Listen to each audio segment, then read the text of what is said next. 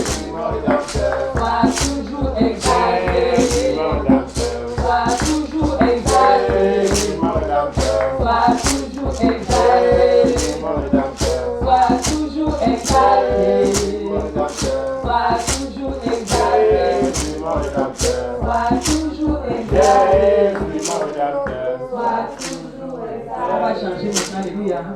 Les hommes vont dire Jésus, mon rédempteur. Les hommes vont dire sois toujours exalté. Alléluia. 1, 2, 3, on y va. Jésus, mon rédempteur. Sois toujours exalté. Jésus, mon rédempteur. Sois toujours exalté. Jésus, mon rédempteur. Sois toujours exalté. Jésus, mon rédempteur. Sois toujours exalté. Jésus, mon rédempteur. Sois toujours exalté. Jésus, mon rédempteur. Sois toujours exalté. Jésus, mon rédempteur. Sois toujours exalté. Jésus, mon rédempteur. Sois toujours exalté. Jésus, mon rédempteur. Sois toujours exalté. Jésus, mon rédempteur. Sois toujours exalté. Jésus, mon rédempteur. Sois toujours exalté. Jésus, mon rédempteur. Sois toujours exalté. Jésus, mon rédempteur. Sois toujours exalté. Jésus, mon rédempteur. Sois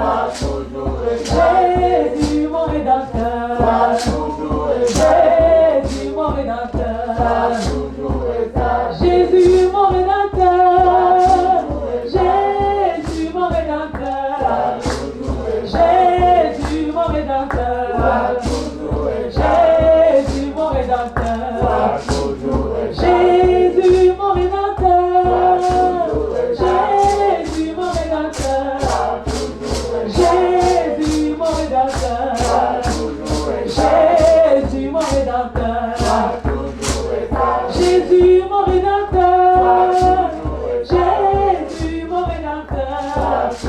Toujours exalté. Jésus, mon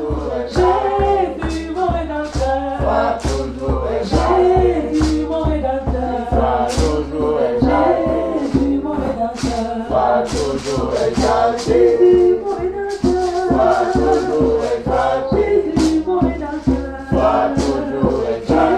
Jésus, mon rédempteur. Toujours exalté. Jésus, mon rédempteur. Toujours exalté. Jésus, mon rédempteur. Toujours exalté. Il est mon rédempteur. Jésus, mon rédempteur. Toujours exalté. Jésus, mon rédempteur. Toujours exalté. Jésus, mon rédempteur. Toujours exalté. Il est mon rédempteur. Toujours exalté. Jésus, mon rédempteur. Toujours exalté. Jésus, mon rédempteur. Toujours exalté. Jésus, mon rédempteur. Toujours exalté. Est-ce que tu peux lui dire maintenant par tes propres mots, sois toujours exalté dans ma vie. Sois exalté pour ce que tu es. Sois exalté pour le prix de la croix de Golgotha. Sois exalté parce qu'il t'a plu d'accepter le Fils. Il t'a plu d'accepter la nature humaine pour venir changer ma vie, pour venir me faire du bien. Mon âme te loue parce que tu as accepté quelqu'un comme moi. Oh, tu as fait de moi ton enfant. Je te célèbre parce que tu es bon. Je te célèbre parce que tu es grand. Je te célèbre pour le prix que tu as payé à la croix de Golgotha. Sois loué, sois adoré, sois célébré, papa. Mon âme te célèbre parce que tu es bon. Mon âme te célèbre parce que tu es grand. Mon âme te célèbre tout simplement parce que tu es Dieu et tu t'es révélé à moi. Reçois la louange, Seigneur, au nom de Jésus-Christ. Amen. Saint-Esprit est là. Le Saint-Esprit est là. Le Saint-Esprit est là. Le Saint-Esprit est là. Quand il descend.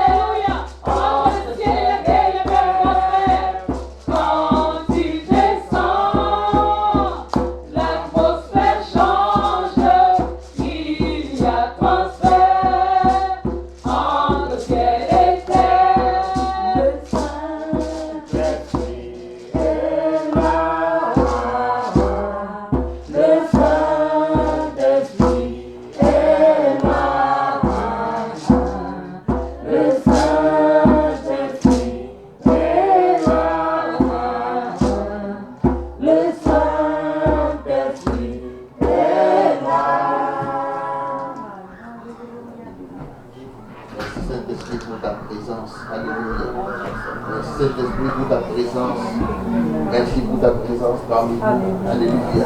Merci parce que tu es présent, Saint-Esprit, encore pour nous faire du bien. Jésus a dit de toi, alléluia, que tu le glorifieras parce que tu prendras de ce que tu as dit pour nous le donner chaque jour. Aujourd'hui encore, tu veux glorifier Jésus. Aujourd'hui encore, tu veux glorifier Jésus, notre Sauveur. Parce que tu veux prendre, alléluia, tu veux prendre en lui pour nous le donner. Amen. Tu veux le manifester davantage au travers de nous. Alléluia. Tu veux manifester sa gloire encore au travers de nous. Saint-Esprit, nous te disons merci pour ta merveilleuse œuvre dans nos vies. Ta merveilleuse œuvre dans nos vies. Alléluia. Merci pour ton œuvre qui est continue. Merci pour ce que tu veux encore faire. Pour le plus que tu veux apporter. Merci parce que tu disposes nos cœurs. Tu es Dieu, Saint-Esprit. Tu es Dieu et nous voulons te reconnaître comme tel. Tu es Dieu. Alléluia.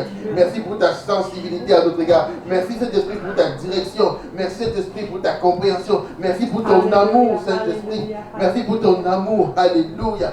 Pour ce grand amour que tu nous témoignes chaque jour. Merci pour tes conseils. Merci pour ton avertissement. Merci Saint-Esprit pour ta direction chaque jour. Merci Saint-Esprit, alléluia, pour ton soutien même, ta consolation. Oui, ta parole de t'appelle également le consolateur. Merci pour la consolation que tu es. Merci parce que pour la fortification que nous trouvons en toi. Merci pour tes fruits, alléluia. Les fruits du Saint-Esprit que tu nous donnes de manifester. Tes fruits, alléluia. Tes fruits que nous pouvons chaque jour de plus en plus pouvoir produire. Merci, parce que c'est toi qui nous assistes dans le brisement de la chair, la soumission de la chair, pour porter tes fruits, les fruits de Jésus, les fruits d'un disciple de Christ. Amen. Alléluia. Saint-Esprit, nous te bénissons pour ta présence. Et nous savons que tu es là pour nous faire du bien, pour glorifier le nom de Jésus. Et nous nous disposons à ce que tu fasses ce pourquoi tu es là. Nous nous disposons à ce que tu fasses ce pourquoi tu es là, Saint-Esprit.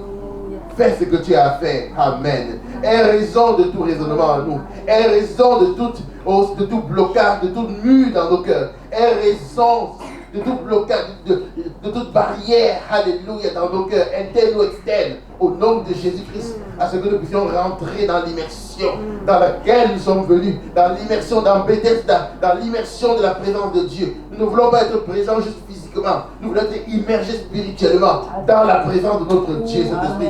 Merci parce que tu fais tomber toute barrière. Tu fais tomber toute barrière de raisonnement, toute barrière de raisonnement, toute barrière de raisonnement. Tu fais tomber toute barrière de culture, toute barrière de tradition, Saint-Esprit.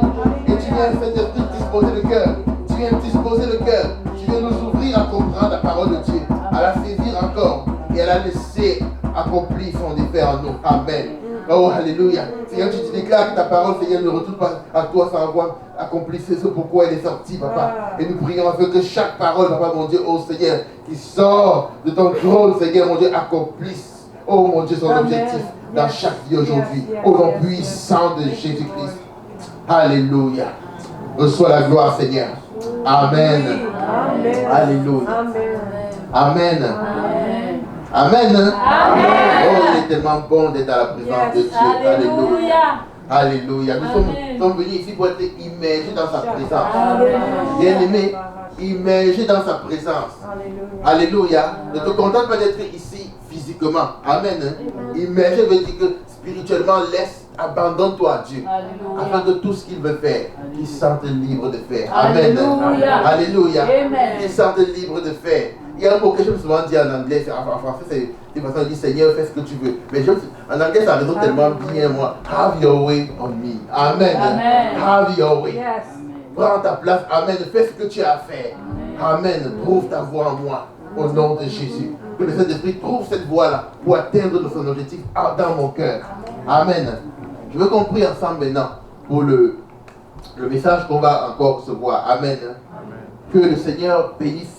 Je sais que le Seigneur a préparé déjà son serviteur pour ce message. Nous allons encore ensemble prier pour que le Seigneur l'utilise comme ce canal-là. Amen. Que le Seigneur lui parle à chacun au travers de lui. Prions pour lui ensemble. Prions pour le pasteur Serge Côté. Afin que ce message soit véhiculé, alléluia, dans toute l'abondance et l'exactitude et la puissance du Saint-Esprit. Prions ensemble. Seigneur, nous te bénissons pour cette deuxième partie, Seigneur mon Dieu. Ce message, Papa mon Dieu, alléluia. Seigneur mon Dieu, c'est visant à nous amener à être transformés pour voir ta gloire, Seigneur mon Dieu. Alléluia. Père, nous prions, oh Dieu, afin que toi-même, Seigneur mon Dieu, Père, tu utilises, Seigneur, comme tu sais mieux le faire que n'importe qui ton serviteur, Papa mon Dieu. utilise-le, Seigneur. Merci pour ce canal précieux, oh Seigneur, mon Dieu, que tu veux utiliser pour bénir tes enfants, Seigneur. Nous prions afin que, mon Dieu, oh Seigneur, tu règnes dans son cœur, dans ses pensées, dans ses exemples, dans son être entier. Que la puissance du Saint-Esprit s'exprime. Amen. Et nous prions, oh Dieu, afin que, Seigneur, dans les moindres détails, oh Seigneur, qu'il soit comme possédé du Saint-Esprit dans tout ce qu'il va faire, dans tout ce qu'il va dire, dans tout ce qu'il sera, au nom de Jésus-Christ. Merci pour la manifestation de la possession du Saint-Esprit. Amen. Que soit la gloire pour ce message bénissant que nous allons recevoir encore, Seigneur mon Dieu, aujourd'hui. Et Seigneur mon Dieu, conduit encore toutes choses. Dans le nom de Jésus. Amen. Amen. Amen. Nous te recevons, pasteur. Amen. Que le Seigneur bénisse. Amen. Merci. Juste avant de commencer, je vais vous souhaiter un joyeux Noël. Allô? Oui. Joyeux Noël.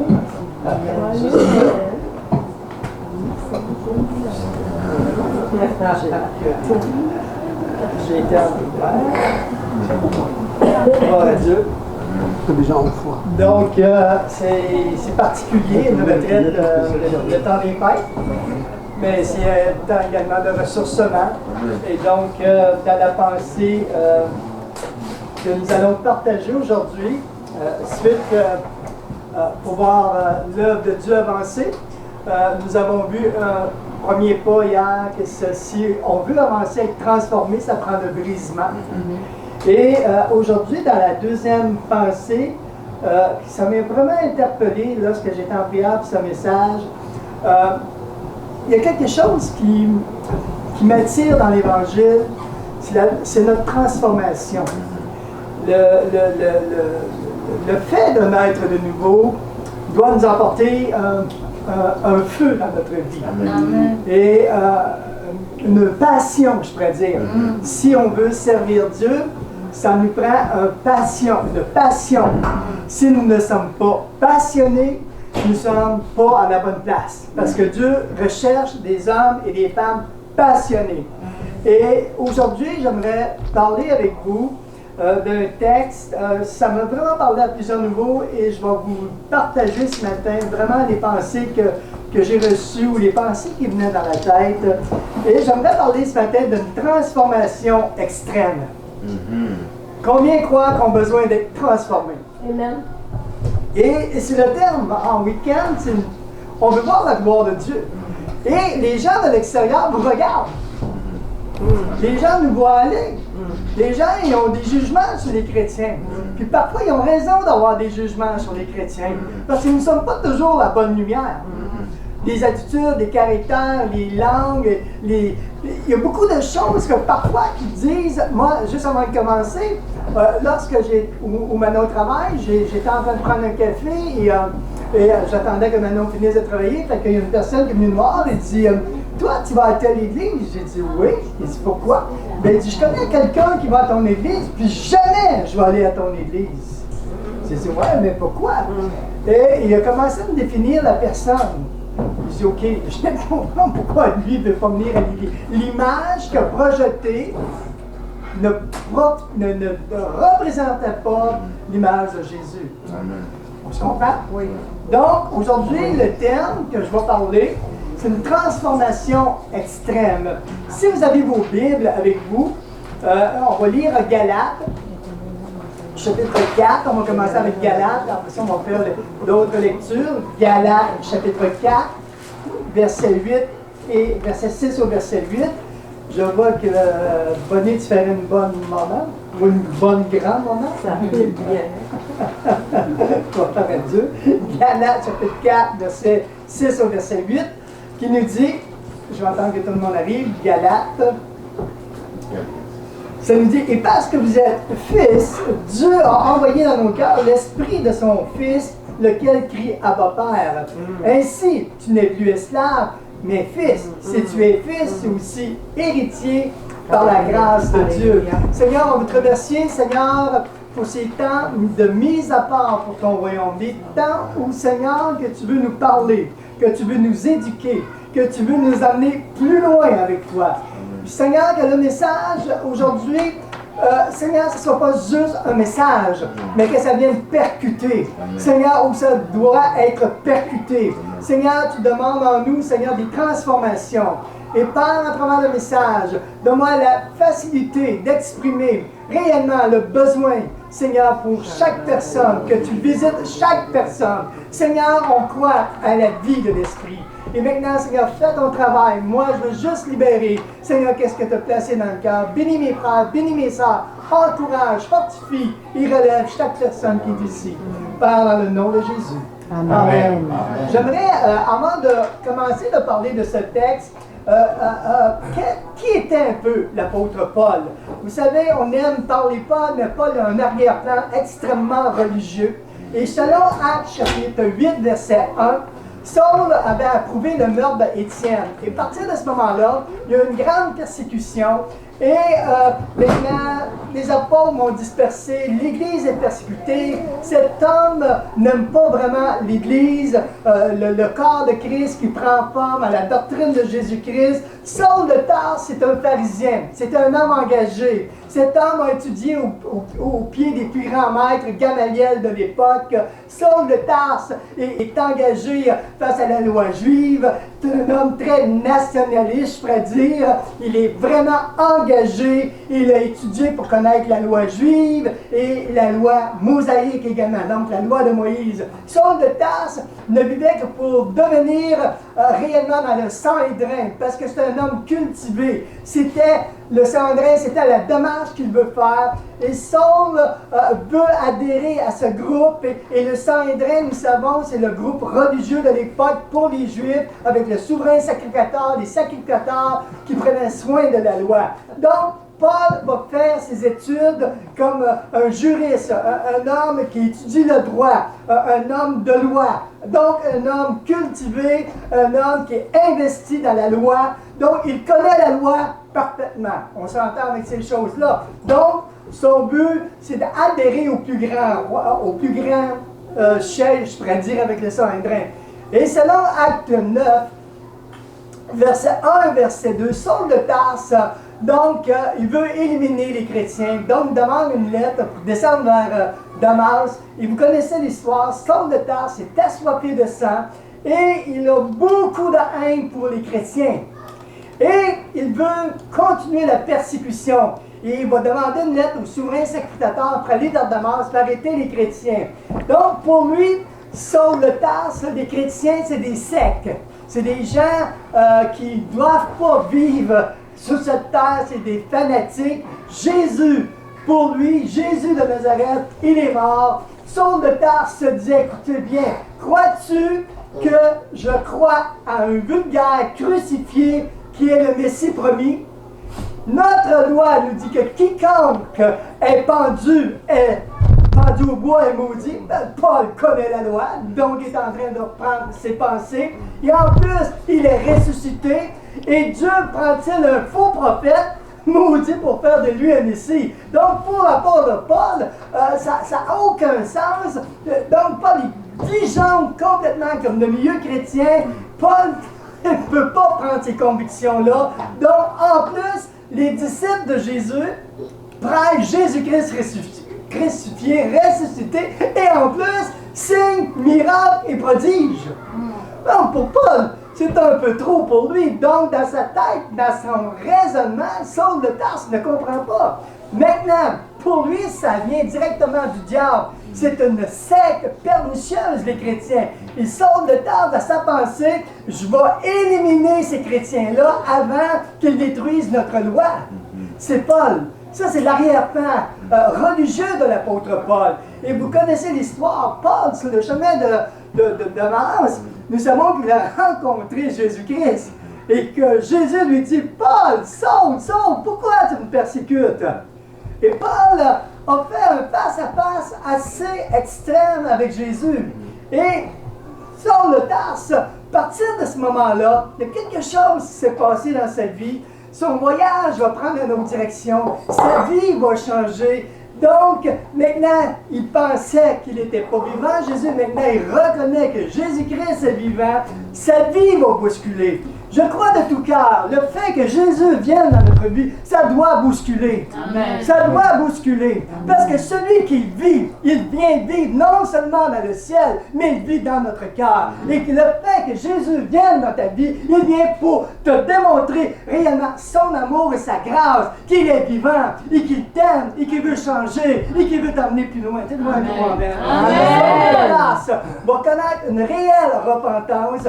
Donc, il reconnaît réellement son erreur face à qui était Jésus. Donc, pour lui maintenant, la loi pharisienne ne peut pas sauver le monde. Seul le sang de Jésus crucifié à la croix peut sauver votre vie. La lettre nous tue, mais c'est l'esprit de vie qui nous donne la vie. Donc, et ça va emporter un changement tellement radical dans la vie de l'apôtre Paul que Saul de Tarse change de vis-à-vis qui est Dieu. Maintenant, Saul de Tarse a une touche, a été touché par Dieu. Et quand la véritable vie nous touche, il y a des changements.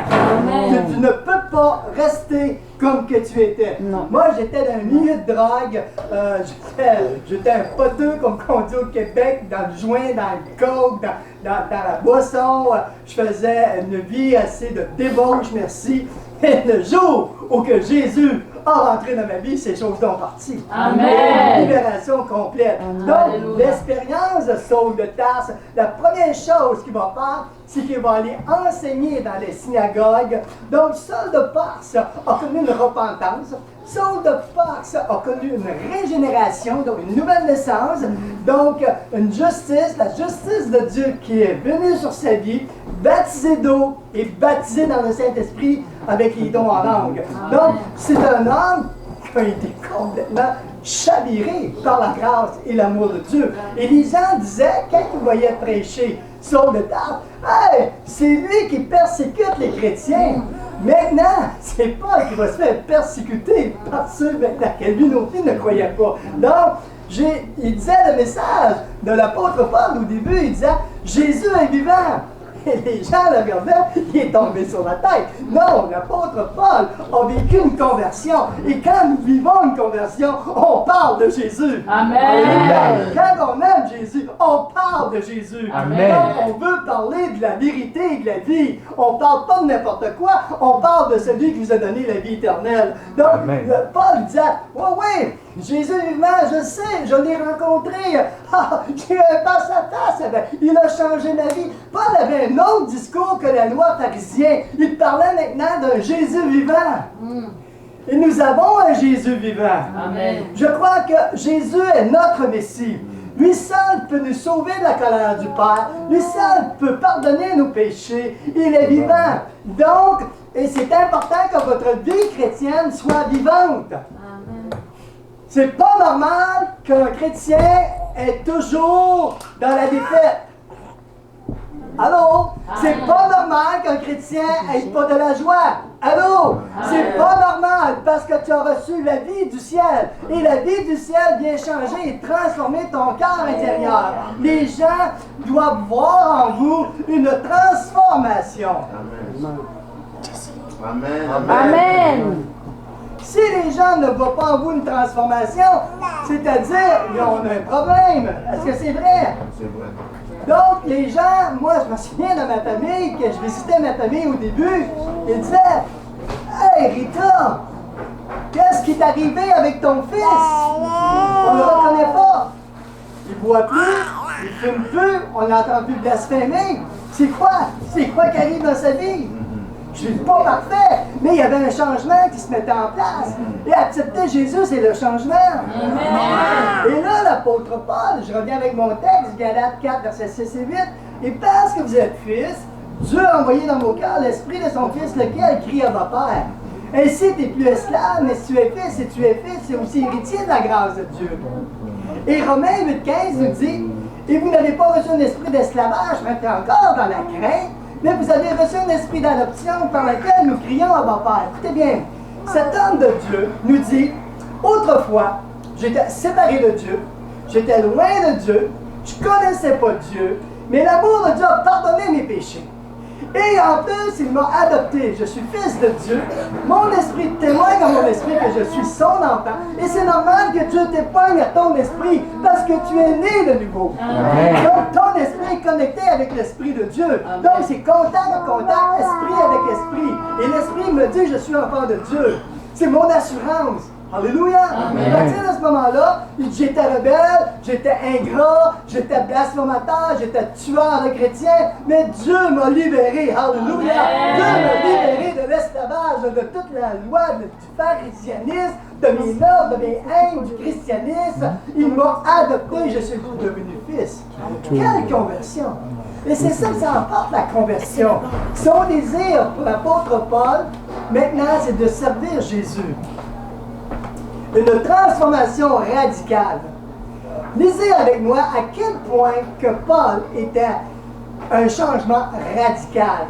Galates, chapitre 1, verset 2 et verset 10. Galates 1 et le verset 10.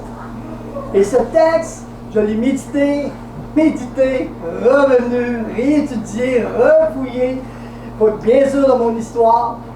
Et maintenant, est-ce que je cherche la faveur des hommes que je désire ou celle de Dieu? Est-ce que je cherche à plaire aux hommes? Si je plairais encore aux hommes, je ne serais pas serviteur de Christ. Donc, un homme qui a reconnu sa faiblesse humaine, maintenant on voit ici un changement. Il veut plaire à celui qui l'a sauvé. Donc, cet homme a été saisi par la grâce de Dieu, vous serez d'accord avec moi. Paul n'était pas appelé dans son ministère à plaire à l'homme. Le Saint-Esprit, écoutez-moi bien, le Saint-Esprit voulait diriger Paul à connaître l'œuvre de la croix, l'œuvre de la grâce et l'œuvre du salut par grâce. Je crois que Paul dit, si je plais aux hommes, je ne serai jamais un serviteur de Dieu. Et le mot serviteur, c'est le mot grec qui est doulos. Et le mot doulos veut dire un esclave qui n'est pas libre de faire ce qu'il veut. C'est encore plus fort. Et acte 20, versets 22 et 23. Et maintenant, voici lié par l'Esprit, je vais vers Jérusalem, ne cherchant pas qu'est-ce qui va m'arriver, seulement de ville en ville, le Saint-Esprit m'avertit. Paul, dans sa conversion, et c'est extrêmement fort comme pensée, Paul se soumet au Saint-Esprit, complètement au Saint-Esprit. Il veut suivre la direction que Dieu a pour sa vie. Il est attaché, lié, c'est-à-dire mettre sur obligation de la loi, d'essayer d'avoir comme un couple qui est attaché ensemble. Paul vit un véritable abandon, soumission et obéissance à son maître. Voyez-vous, une transformation radicale. Il dit, je ne peux pas plaire aux hommes. Mon but, c'est de plaire à Dieu. Arrêtons de vouloir toujours plaire à l'autre. Plaire à Dieu. Amen. Autrefois, Paul disait, je voulais plaire aux pharisiens. Je voulais être dans le Sanhédrin. Je voulais leur plaire parce que je voulais adhérer avec eux. Mais il dit maintenant, c'est plus mon chemin. Maintenant, mon seul désir, c'est de plaire à celui qui m'envoie dans la mission. Alléluia. Donc, nous avons besoin de comprendre que l'expérience du chemin de Damas a changé sa vie. Mais la grâce de Dieu est sur la vie de Paul. Cet homme, c'est un seul désir. Et ça devrait être votre seul désir de lui plaire. Le seul désir qui doit être dans votre cœur, c'est de garder votre cœur pur pour Dieu. Le seul désir dans votre cœur, c'est de dire oui Seigneur, je veux faire ta volonté. Amen. Il y a un prix à payer. Il y a des choses qui sont difficiles, mais Dieu te demande la soumission. Cet homme de Dieu est zélé. Il est engagé. Et nous avons besoin des hommes et des femmes engagés. Amen. Engagés. Je vais en parler dans quelques minutes. Paul il dit, Romains 12, 11, ayez du zèle et non de la paresse, soyez fervents d'esprit, servez le Seigneur. Donc, et le mot grec, dans le grec classique, ça veut dire zélos. Et zélos fait référence à un esprit guerrier, un esprit passionné, enthousiasmé et bouillant. Amen. Avez-vous ça dans votre vie? Allô? Hein? C'est ici que ça se passe. Regardez ici, là. Alléluia. Amen. Donc, un esprit guerrier, un esprit passionné, un esprit enthousiasmé et bouillant.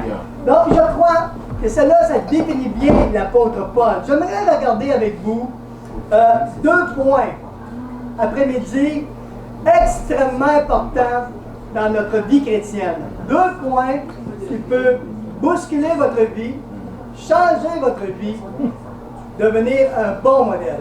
Alléluia. Donc, j'aimerais regarder le premier point. Alléluia. Est-ce que vous avez réglé votre problème?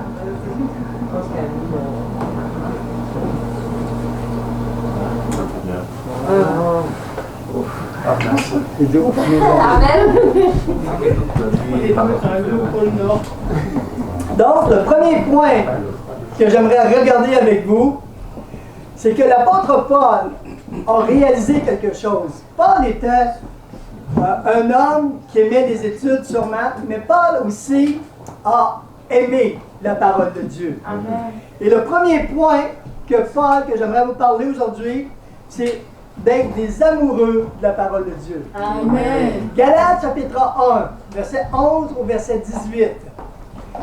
Paul va dire de quoi de très fort ici. Je vous déclare, frères, que l'évangile qui a été annoncé par moi n'est pas de l'homme. Car je n'ai reçu ni appris d'un homme, mais par une révélation de Jésus-Christ. Vous avez su en effet quelle était autrefois ma conduite dans le judaïsme, comment je persécutais les outrages et ravageais l'Église de Dieu, et comment j'étais plus avancé dans le judaïsme que beaucoup de ceux de mon âge et de ma nation, étant animé d'un zèle excessif pour les traditions de mon père. Mais lorsqu'il a plu à celui qui m'a mis à part dès le sein de ma mère, qui m'a appelé par sa grâce, de révéler en moi son Fils, afin que j'annonçasse parmi les païens, aussitôt je consultais ni la chair et ni le sang, la personne, et je montais point à Jérusalem vers ceux qui furent les apôtres avant moi, mais je suis parti pour l'Arabie, puis je reviens encore à Damas. Écoutez bien, l'apôtre Paul, dans son exposé, est en train de dire, avant ma conversion, j'étais zélé pour les traditions de mon père, j'étais instruit comme tout le monde était instruit, et j'étais animé d'un zèle vraiment excessif pour la loi. Mais il dit, l'évangile que je suis en train de vous prêcher, elle ne vient pas de moi. Paul a reçu des révélations. Puis je vais prendre le temps d'en parler, parce que sans révélation, la Bible nous dit que le peuple périt. Nous avons besoin de la révélation fraîche des Écritures. Paul parle d'une révélation. Et quand Paul parle de révélation, ça nous parle que Paul a peut-être reçu des visions, des apparitions, des songes, des oracles ou des prophéties. Mais Paul a reçu quelque chose de fort par révélation. Et quand Paul a écrit cette lettre, Paul devait aller à Jérusalem pour aller rejoindre les autres apôtres. Mais écoutez bien, mais au sein de cela, l'apôtre Paul va rester en Arabie. Et Paul, en Arabie, pendant 3 ans, il a vécu quelque part dans le désert de l'Arabie, et il a été complètement coupé de son ancien monde. Et le plus dur pour chaque chrétien, c'est de couper des ponts. De couper des ponts. Moi, je me souviens à ma conversion, je me menais avec les gens qui étaient dans mon monde, jusqu'à le Seigneur me dise, c'est plus ton monde, coupe avec ça. Amen. Donc, si tu veux avancer dans ta vie chrétienne et avoir la révélation de Christ, coupe avec le monde. Amen. Coupe avec tes anciennes façons de vivre. Amen. Tu ne peux plus vivre comme autrefois. Tu as été coupé de cette façon-là. Tu as été né de nouveau. Donc, laisse ton ancienne vie en arrière. Et Paul était dans la solitude. Paul étudiait la parole de Dieu. Sûrement qu'il a médité, prié, lutté comme sa chair, écouté la voix de Dieu. Et pendant les 3 ans de désert, écoutez bien, le Saint-Esprit a enseigné à l'apôtre Paul les Écritures. Et nous avons besoin que le Saint-Esprit vienne m'enseigner. J'ai besoin que la vie du ciel, la vérité du ciel m'enseigne de qui est le ciel, Jésus-Christ, et l'héritage des saints. J'ai besoin de saisir, non par la lettre, mais par révélation. La lettre c'est bon, mais quand la révélation vient, il y a quelque chose de plus qui se passe. Il y a un dévoilement que tu ne connaissais pas, puis tu viens de connaître, que tu viens de saisir, et tu grandis. Amen. Et tu as besoin de grandir à travers les Écritures. Paul reçoit les révélations notamment théologiques parce que Paul était un homme extraordinaire. Mais il a vécu quelque chose d'extraordinaire. Il a vécu une relation avec Dieu et avec la parole. Et tu as besoin de t'approcher du cœur de Dieu, de la parole de Dieu, pour comprendre la parole de Dieu. Tu as besoin de te mettre à genoux et comprendre qu'est-ce que le texte te dit. Tu as besoin de méditer la parole de Dieu. Amen. Moi, c'est mon travail. Je le fais le plus souvent que je peux. Seigneur, j'ai besoin que tu me parles. Et souvent, quand je suis dans mon bureau, savez-vous qu'est-ce que j'ai? Maintenant, puis vous le témoigner, j'ai toujours une boîte de Kleenex dans mon bureau. Parce que je ne sais jamais que je vais commencer à pleurer. Amen. Mon seul désir, Seigneur, remplis-moi. Alléluia. Donne-moi ta pensée. Amen. N'ayez pas peur, les hommes, de pleurer. Alléluia. Laissez votre orgueil. Oui, Dieu peut vous toucher. Dieu peut vous toucher. Amen. Un homme, ça ne pleure pas. Un homme, ça doit pleurer. Amen. Jésus a pleuré. Hein? Donc, on doit réaliser que Dieu veut quelque chose, Dieu veut changer. Et Paul, Saul de Tarse, a réfléchi sur le mystère de Dieu, de la souveraineté, de l'élection, de la dépravation du péché, tout ce qu'il nous enseigne. Paul a reçu par révélation. Et Paul, ces 3 années de théologie ont été de la formation pour lui et pour nous après, parce qu'on lit les écrits de Paul. Amen. Donc, c'est-à-dire qu'il y a un changement qui s'est fait. Et encore, on peut mieux comprendre que l'apôtre Paul va changer de vie à cause de ses révélations. Paul, il dit, à cause de ces choses, Philippiens 3, 7, 8, toutes ces choses qui parlent de la loi, qui connaissaient, qui étaient pour moi des gains, je les ai regardées comme une perte à cause de Christ. Et même, je regarde toutes choses comme une perte à cause de l'excellence de la connaissance de Jésus-Christ, mon sauveur pour lequel j'ai renoncé à tout, et je regarde toutes choses comme de la boue afin de gagner Christ.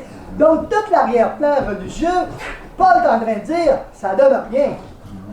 Ça ne donne pas la vie éternelle. Ça ne donne pas le péché, le pardon de mes péchés. Ça ne donne pas la révélation de Jésus-Christ. C'était la lettre. Maintenant, elle est venue dans ma vie. Jésus est venu dans ma vie. Ça a changé ma vie. La révélation a changé ma vie. Je ne peux plus regarder mon ancienne vie comme avant parce que j'ai reçu la pleine révélation de la gloire de Dieu. Une touche de Dieu qui a changé l'homme de Dieu. Amen. Et c'est ça que nous avons besoin. Une vérité, une vie qui vient vous changer. Alléluia. Amen. Et le mot boue, c'est le mot excrément. Donc des excréments. Je regarde ça comme des excréments. Ça ne sert à rien. Oh, alléluia. Laissez-moi vous dire, la seule chose qu'animait l'apôtre Paul, c'était l'excellence de sa connaissance. Amen. Activons-nous, mes amis, dans l'excellence de la connaissance. Fort comme pensée que je vous partage. Paul recherche l'excellence. Le meilleur que j'ai appris, c'est Jésus-Christ. La religion ne sert à rien. Amen. Et Paul nous dit également, dans Philippiens 2.8, il est paru comme un simple homme et s'est humilié lui-même, se rendant obéissant jusqu'à la mort, même jusqu'à la mort de la croix. C'est pourquoi, aussi que Dieu l'a souverainement élevé, lui a donné le nom au-dessus de tout nom. Et Paul a réalisé que Jésus-Christ était le nom au-dessus de tout nom. Amen. Je suis plus que convaincu, mes amis, du fait que vous allez vous centrer sur la parole de Dieu, vous allez vous reposer sur la vérité infaillible, que votre foi va s'affermir dans la vérité, que le Saint-Esprit va venir vous convaincre de la vérité. Sans le Saint-Esprit, vous resterez stérile. Je leur ai dit, sans le Saint-Esprit, tu vas rester stérile. Peu importe l'église que tu fréquentes, peu importe la domination que vous fréquentez, tu as besoin du Saint-Esprit. Tu as besoin d'un esprit de changement et de révélation dans ta vie. Alléluia. Aller à l'église ne fait pas de vous des chrétiens. Alléluia. Qu'est-ce qui fait de vous un chrétien? C'est le témoignage que vous portez en vous. Et le Saint-Esprit vient pour nous éclairer, nous instruire, nous encourager, nous relever. Sanctifie-les par ta parole est vérité. La Bible nous dit que l'homme ne vivra pas de pain simplement, mais de toute parole qui sort de la bouche de Dieu. Que ce livre de sa loi ne s'éloigne point de ta bouche, mais médite-le jour et nuit. Alléluia, parole du succès. Donc, c'est la parole de Dieu qui va vous faire déplacer vos montagnes. Parce que la foi vient, qu'est-ce qu'on entend? Qu'est-ce qu'on entend? Vient de la parole de Dieu. Et seule la parole de Dieu va vous faire avancer dans votre foi. C'est la parole qui va vous faire prospérer. Regarde pas l'homme, regarde pas ces choses-là, mais regarde le conseil de Dieu. Regarde comment le Saint-Esprit veut t'éclairer pour te diriger. Alléluia. C'est la parole de révélation qui va t'instruire. Et l'apôtre Paul a saisi la pleine révélation. Sinon, ça va être très difficile dans votre vie. Deuxième point, une vraie transformation, une vraie nouvelle naissance, ça apporte des gens engagés. Amen. Je crois que chaque chrétien né de nouveau doit être engagé. Donc, ils veulent aller plus loin avec Jésus. Amen. Je crois que Dieu recherche des gens qui vont aller plus loin avec lui. Et c'est qu'est-ce qui est arrivé avec Paul et avec Barnabas quand Acte 13, qu'il y avait des docteurs, des prophètes qui jeûnaient, qui priaient, qui ont eu une pleine révélation que Paul et Barnabas devaient être relâchés pour faire le ministère. Et à partir de ce moment-là, Acte 13, verset 2-3, le Saint-Esprit dit « Mettez-moi à part Paul et Barnabas pour l'œuvre à laquelle je vous ai appelé. » Donc, ils vont partir maintenant pour l'île de Chypre. Arrivés à Chypre, ils vont commencer à prêcher la parole de Dieu. Après ça, ils vont aller vers Paphos. Et vers Paphos, ils ont traversé l'île. Ils sont fatigués, ces gens-là. Ils dorment sur... Il n'y avait pas d'hôtel 5 étoiles, peut-être, comme aujourd'hui. Hein. Et rendu là, ils ont rencontré un homme de l'Ouest, Sergius Paulus, qui va entendre le message de Paul. Et il y a un faux prophète, Bar Jésus, qui va lui faire des positions. Vous connaissez l'histoire. J'aimerais dire, avant d'aller plus loin, et je vais parler pour moi, servir le Seigneur dans votre appel va vous emporter des combats. Si vous n'avez jamais de combat, il y en a un problème à quelque part.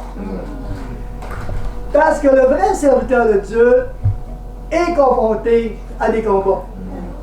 Et laissez-moi vous parler, je pourrais écrire un livre sur les combats. Et il y aura toujours de l'opposition dans votre ministère. Et notre adversaire, c'est un excellent tireur. Satan déteste tout ce que vous aimez du royaume de Dieu. Il va essayer d'arrêter vos projets. Il va essayer de vous mettre du doute dans votre tête. Mais il y a des clés également. La Bible nous dit dans 2 Corinthiens 10, 5, nous renversons les raisonnements et toute hauteur qui s'élève contre la connaissance de Dieu et nous amenons toute pensée captive à l'obéissance de Christ. Amen. Donc, chaque chrétien, chaque chrétienne est appelé à lutter. Chaque chrétien, chaque chrétienne est appelé à prier. Chacun de vous est appelé à jeûner. Je crois une des grandes faiblesses de l'Église au Québec, et je parle un peu partout, c'est le jeûne. Quand nous parlons de commencer à jeûner, on a tous faim. On voit déjà les assiettes de spaghettis, les assiettes de steak, les beaux gros gâteaux. On commence à, hey, ça va me manquer, ça va me manquer, ça va me manquer. Voyons donc, jeûner, c'est bien trop dur. Mais c'est notre force, l'Église.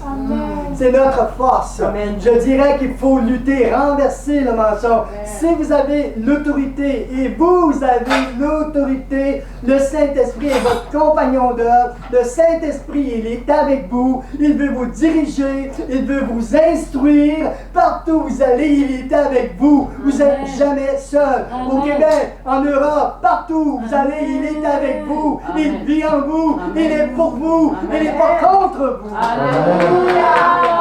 Si vous êtes baptisé dans Acte 2, et ça c'est mes histoires, si vous avez reçu le don des langues, si vous parlez en langue, mais parlez la langue. Amen. Ça fait du bien, ça va vous édifier, vous allez louer Dieu en langue. Et plus vous allez prier en langue, plus ça va vous donner la révélation de Dieu. Et le seul, je pourrais dire, qui peut t'aider dans les grands combats, c'est le Saint-Esprit. Amen. C'est lui qui combat pour toi. Amen. Alléluia. Amen. Tu peux relever des combats et des victoires avec le Saint-Esprit. Amen. Et le seul, le Saint-Esprit peut te donner la victoire, l'autorité dans ton combat pour confronter les forces du mal. C'est avec le Saint-Esprit que tu vas persévérer, qui va te donner la victoire. C'est ta force. Et sois dans la force du vainqueur. Amen. Oh, alléluia. Moi, mes temps de culte personnel, je vous dirais que j'ai un 45 minutes par jour. Je me promène à la maison, maintenant au travail, puis je fais juste parler en langue. Alléluia. Juste parler en langue. Alléluia. Je sais pas ce que je dis, mais ça me fait du bien. Alléluia. Ça me fortifie. Je loue Dieu, je prie Dieu, mais j'ai un temps d'intercession. Et après, il y a des choses qui rentrent dans ma tête. Bon, j'avais pas pensé prier ça. Le Saint-Esprit est actif. Alléluia. La Bible nous dit, ayez une communion en priant par le Saint-Esprit. Amen. Donc, la confrontation spirituelle nous apprend à manier l'épée et à être transformé à son image. Donc, je dirais que le combat, ça forme le caractère. Amen.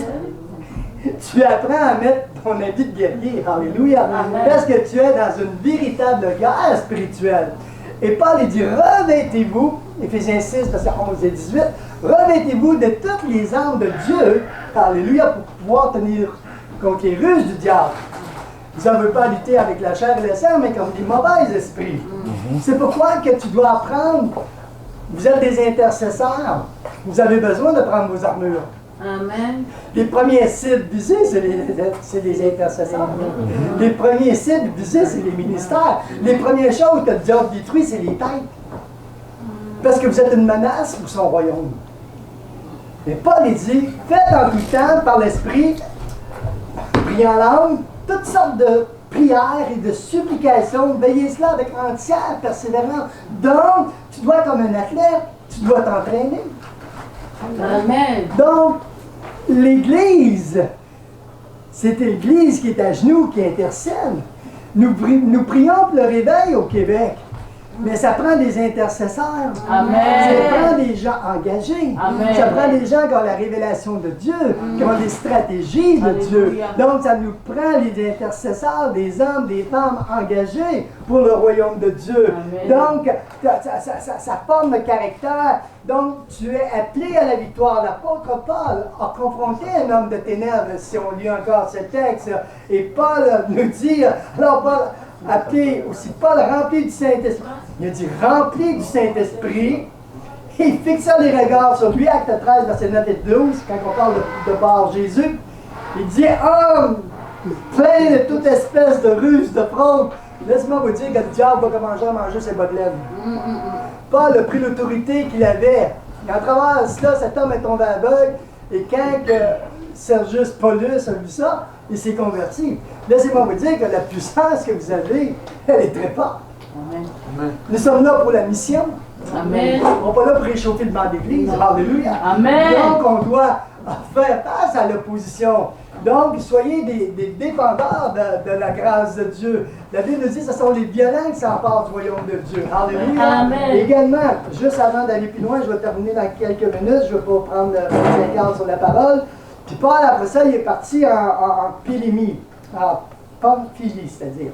Et en Pamphylie, également, Paul va voir un homme qui est boiteux, un don de la foi, il dit lève-toi et marche. Vous connaissez l'histoire? Puis après ça, ben, les gens de la place ils ont dit ah, c'est des dieux, c'est des dieux, c'est des dieux. Et à cause qu'il a guéri une personne, maintenant il va y avoir de l'opposition. Paul va se faire lapider. On connaît l'histoire. Mais écoutez bien, qu'est-ce que je vais apporter dans l'autre point? Si votre ministère, que Dieu vous appelez, malgré la persécution, la Bible nous dit que les hommes ont entouré Paul et le lendemain ils sont partis pour Lystre. Si Dieu vous a appelé dans votre ministère, et s'il y a des gens qui vous lapident, ou s'il y a des gens qui ne vous aiment pas, ou que le monde ne vous aime pas, si votre ministère vient de Dieu, vous allez vous relever, vous allez repartir dans votre ministère. Alléluia. On reconnaît les guerriers à leur endurance. Alléluia. Tu ne peux pas marcher dans la puissance de l'onction de Dieu. À toutes les fois, tu as un obstacle, puis c'est trop dur, puis ça ne marche pas, puis tu veux arrêter, c'est trop dur, c'est ici, puis là, tu vois la montagne, tu as le goût de tout lâcher. Mais le vrai guerrier, celui qui a l'appel de Dieu, qui veut vraiment servir Dieu, il va persévérer. Amen. Je crois de tout temps que l'Église a besoin de ces persévérants. Et encore plus que ça, je dirais dans votre appel, il y aura toujours, dis à ton voisin, de l'opposition. Il y aura toujours de l'opposition. Il y aura toujours des gens qui vous mettent les bâtons dans le roue.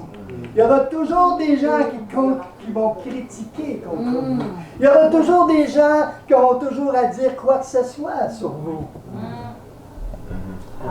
Mais si tu ne te relèves pas, qui va le faire pour toi?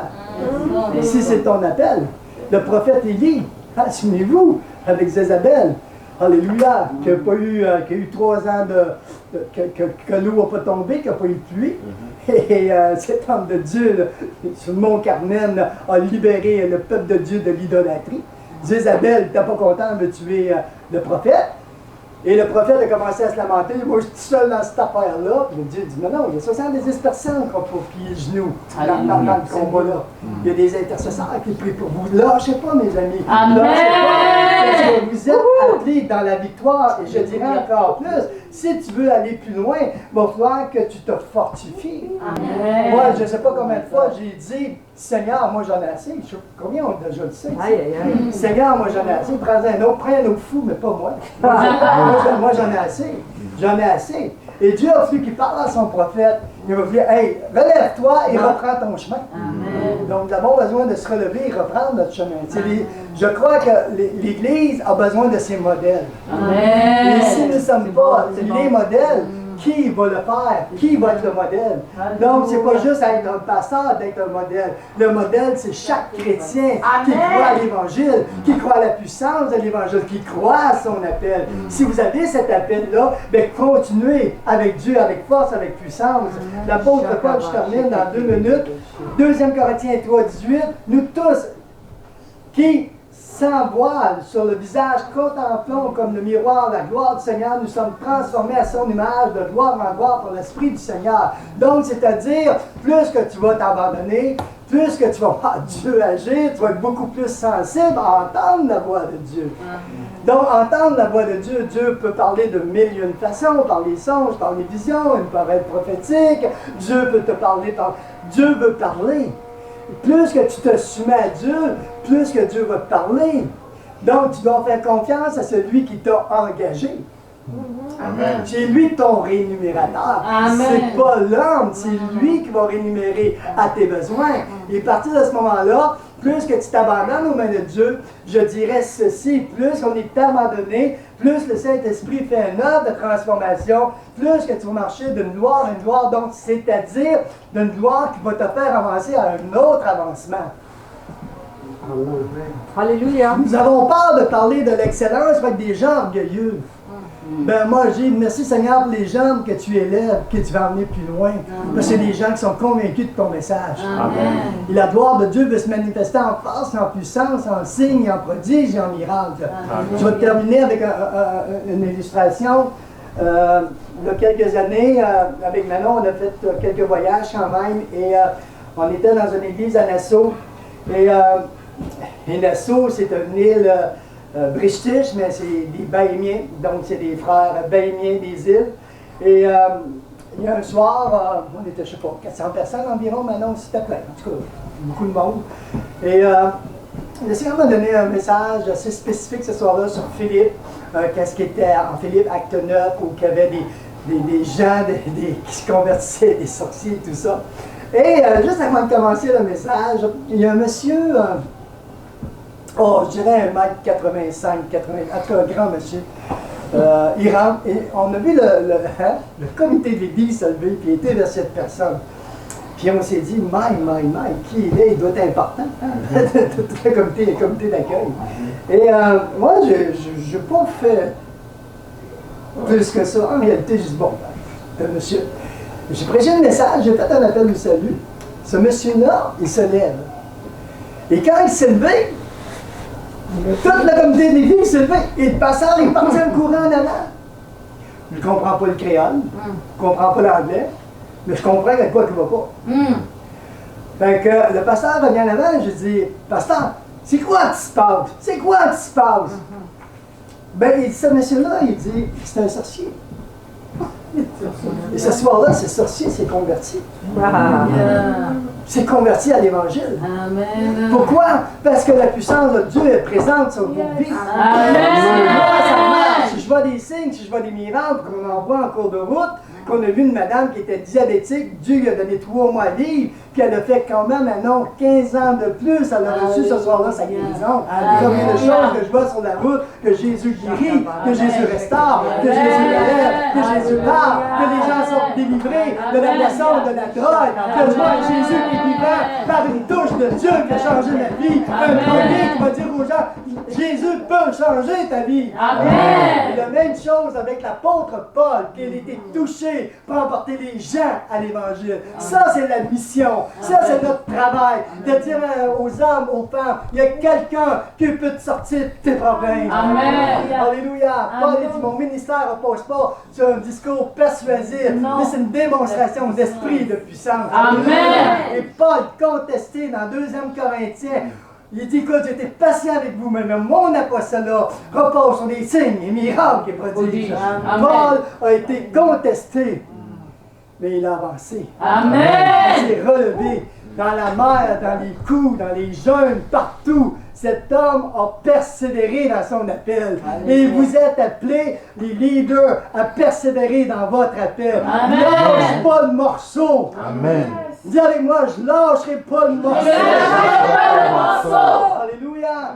Ces hommes et ces femmes de Dieu convaincus que Dieu veut vous utiliser pour faire quelque chose de grand. Alléluia. Mais vous avez besoin que votre parole, sa parole, sonne dans votre cœur. Et vous avez besoin de conviction, de détermination, d'audace et de courage pour continuer votre appel. Amen. Combien vont dire? Amen. Donc, ce matin, qu'est-ce qu'on va faire? Run the race. Peut-être que vous avez Run Forest. délaissé, que vous avez eu du découragement, que vous avez eu des attaques de l'ennemi, que vous êtes peut-être un peu découragé, que votre vie chrétienne n'avance pas comme vous voulez. Mais peut-être ce matin de dire, Seigneur, je me remets entre tes mains. Come on. Que j'ai besoin de dire, Seigneur, il faut que je remette ma vie en place, en règle. Les vrais ministères de Dieu se voient là, endurance. Amen. Si les gens ne voient pas en vous le reflet de cette persévérance, Alléluia. je vous dis qu'on est bien mal équipé pour aller plus loin. On pourra vous en compter, Manon, comme chacun de vous, que vous avez eu des combats, que vous avez eu des temps de découragement. Mais à quelque part, il faut savoir se relever. Amen. Dis avec moi, il faut que je me relève. faut que je me relève. Donc, reste pas abattu, reste pas dans l'esprit d'abattement, mais reste dans un esprit de victoire. Amen. Plus grand, c'est lui qui vit en moi que celui qui vit dans le monde. Plus grand, dis avec moi, plus grand. Plus grand. Plus grand. Plus grand. Plus Plus grand. grand. Celui qui vit en moi. Celui qui vit en moi. Celui qui vit dans le monde. Que celui qui vit dans le monde. Tu sers le roi des rois. Amen. Tu sers la vie. Amen. Tu sers la solution. Amen. Donc, on va se lever ensemble. On va dire, Seigneur, je te prie ce matin de m'apporter une transformation. Et ceux qui sont prêts à dire ce matin, moi j'ai besoin de prière, j'ai besoin d'avoir une vie plus active avec toi, une vie de consécration. Seigneur, ça fait longtemps que je n'ai pas jeûné pour toi. Seigneur, ça fait longtemps que je n'ai pas témoigné pour toi. Seigneur, ça fait longtemps que je ne me suis pas mis à crier vers toi. Peut-être c'est le temps de dire ce matin, je vais commencer. Combien sont d'accord? Amen. Combien sont d'accord à dire avec moi, Seigneur, je veux replacer ma vie devant toi. Seigneur, je veux replacer ma vie devant toi. Donc, si vous avez besoin de prière, je vais vous demander simplement de vous approcher humblement, simplement, et on va prier avec vous, de dire, Seigneur, un mot qui m'est venu dans la tête, dans ce message, tout le long, ranime ma flamme. Ranime ma flamme. Dans le nom de Jésus. Amen. Je vais demander